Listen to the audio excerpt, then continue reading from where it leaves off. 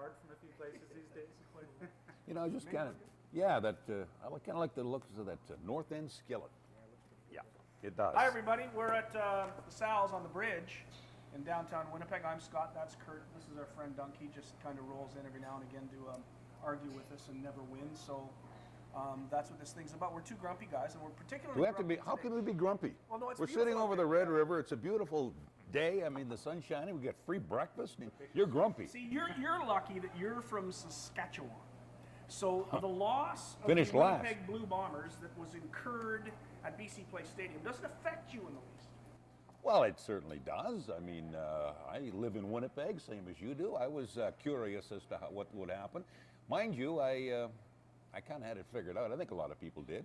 BC Lions were a better football team. I don't think there's any question, and that's what makes it even sadder. By the way, I have these sunglasses on because it is the morning after the Grey Cup game. Excuse me, I'll take the sunglasses. Yeah, you look better with them. Things that happen on Grey Cup Sunday.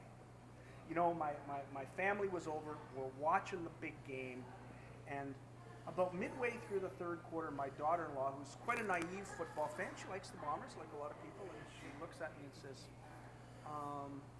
why doesn't somebody tell the Bombers for next year's Grey Cup to show up on time? And yeah. Although it was a naive statement, I think it made a lot of sense that from the mouths of babes come those types of comments, which, I mean, this was a team that wasn't ready to play at the start of the game. It played remarkably well in the fourth quarter, a little bit better in the third quarter, certainly defensively when they went 6 of 7 BC possessions were 2-and-outs.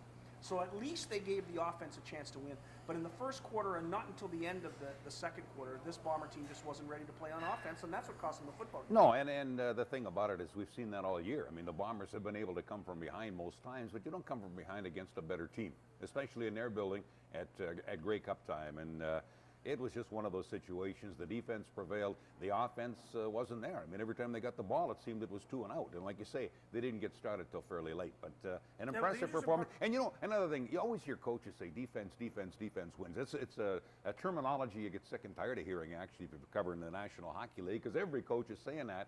But I mean, obviously, you need a lot more to it than that, and that's obvious. That's the area where the Bombers got to shore up for next year. The defense is great. The defense is outstanding. Add a little bit more offense, and you're going to have a team that maybe is going to make it really worthwhile to get out of that new facility next year. There were a lot of people who said to me this morning that, well, if the Bomber defense had been better. I don't think they could have been better. No. In the first half, they gave up 14 points to one of the most high-powered offenses in the CFL. The offense did nothing for them. And the defense got off to a tough early start, but they got their act together and basically ruled the game from the middle of the first quarter to the end of the half.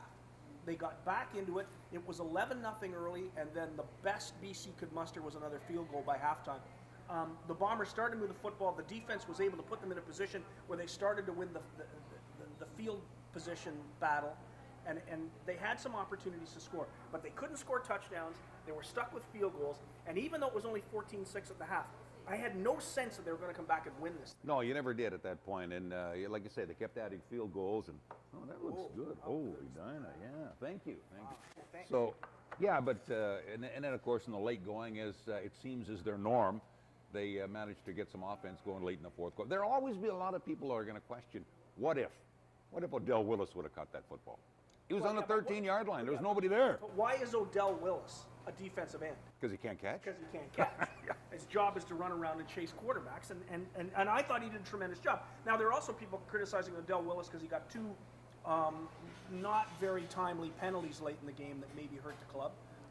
But you're going to get penalties in a football game, and especially if you're an aggressive player, and Willis is an aggressive football player. You're always going to get a lot of penalties, and you're always going to have a guy like that who's going to wind up getting you in some kind of penalty problem, but he can usually overcome that. He makes a couple of sacks, he makes a couple of outstanding plays, and now you're in a different ballpark. But it's pretty hard to get to Travis Lulay. I mean, there was a reason he was named the MVP in the league this year, and why he was the MVP in the game.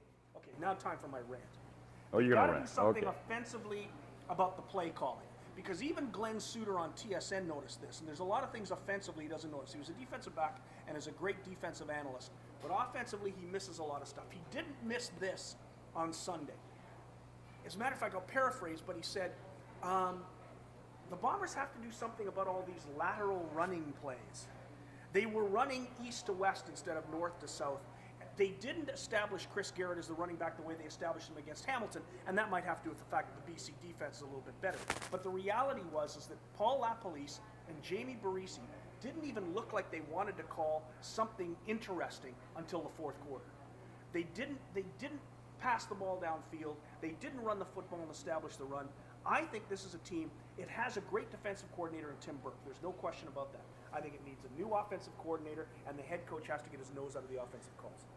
They lack a little bit of imagination, you could say. They have to move the ball a little bit more in a north and south way, and that wasn't happening yesterday. But I think a lot of that, too, might be attributable to a pretty good defense. I think BC, they're a pretty good, versatile, all-round football club. And, yeah, but I see what you mean. You got to come up with something. You got to do something to just kind of rattle a cage a little bit of variety, and maybe even a trick play here and there, whatever it took. But it just wasn't happening yesterday, and that's why all they could get was field goals. We're going to come back in our second segment, talk more about the Grey Cup game and also about what this Bomber team needs to do next year, not only to get back to the Grey Cup, but perhaps win it this time. You're watching a couple of grumpy guys at the Sal's. I'm going to have another bit of this wonderful Sal's coffee. The scenery is wonderful here on the Red River. It's a great place to come. I will enjoy this, and we'll be back with the future of the Bombers right after.